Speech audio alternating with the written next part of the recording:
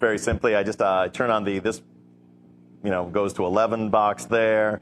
Have the wah-wah pedal on to add like sort of extra sort of a white noise. It's because if you're going to do some scratching stuff, the high end's better.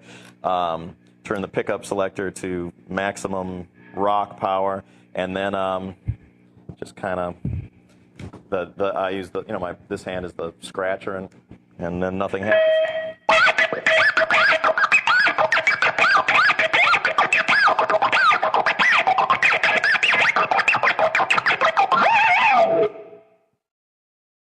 And it goes like that. Leave the full treble on. And the tonal changes come from where the left hand's rubbing on the string.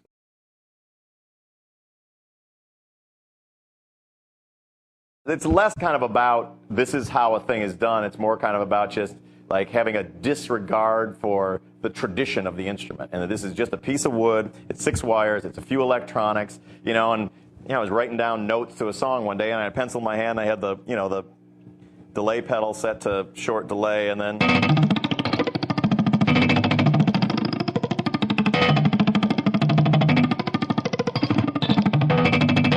I mean, that's not particularly rocket science. It's a pencil and a delay pedal, but.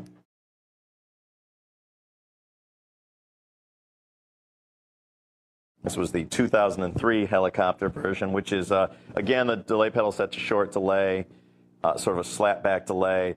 The whammy pedal set to an octave below. And then I just use pick in mouth and right hand to just sort of baby slap the strings while manipulating the pedal.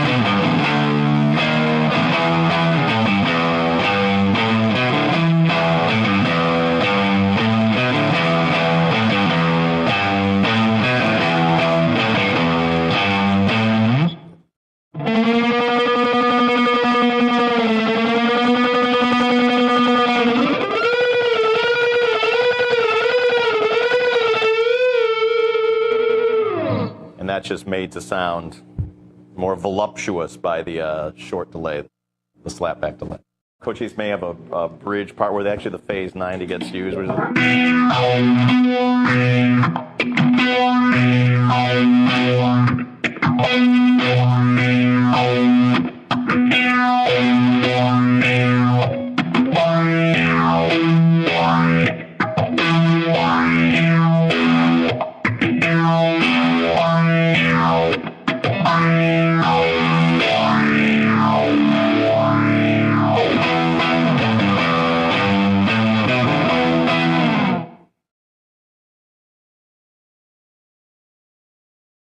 The guitar that I have at my home that I practice on, the guitar that I write songs with, is a nylon string acoustic guitar.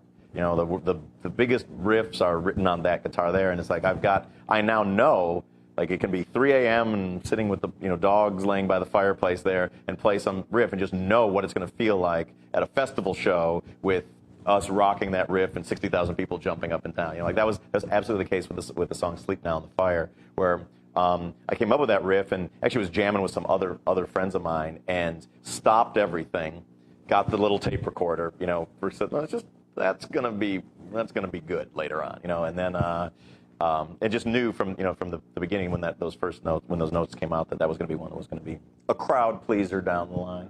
This was the riff that just sort of came out of the ether.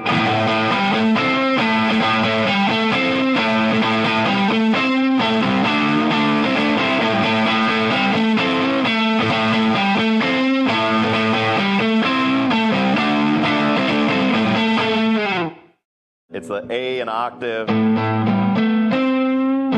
pulling a bit on that.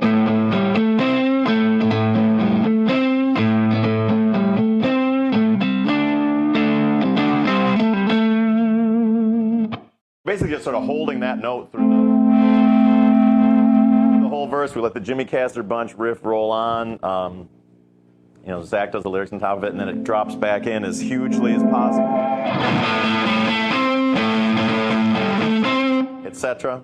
Again, you want to bump up to 11 for this one, kids, because you're going to need some sustain. Normally, this is one that's played on the Arm the Homeless guitar, but I'm going to do my best with the old soul power. And I'll be accessing some feedback by getting right up against it, and then employing the old toggles.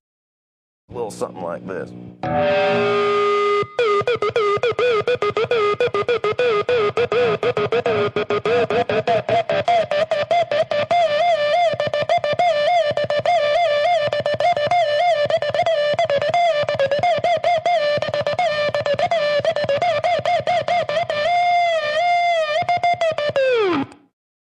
What's happening when my back is turned to you is that I am with my right hand using the toggle switch, and with my left hand manipulating the whammy bar to manipulate the pitch of the feedback. That is what is happening. Strings are open. Your strings are basically open. You cross your fingers and you hope for a nice, sweet note to do it on.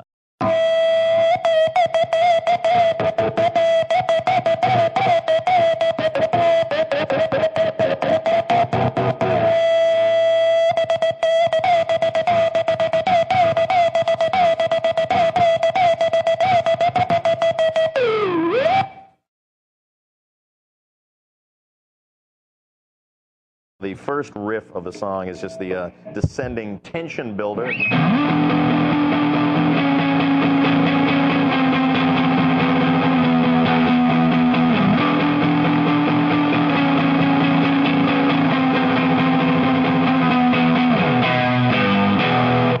And then the verse continues quite simply. Chocolate thunder occurs in this part. More chocolate. More thunder. The second half of the verse is just employ a muted string chucka technique thusly.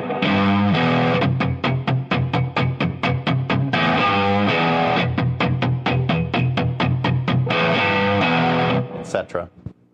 for chucka flavor. It's down chuck. Yeah, you chose not to up chuck. Sounds almost identical. You can chuck any way you want, really. It's not going to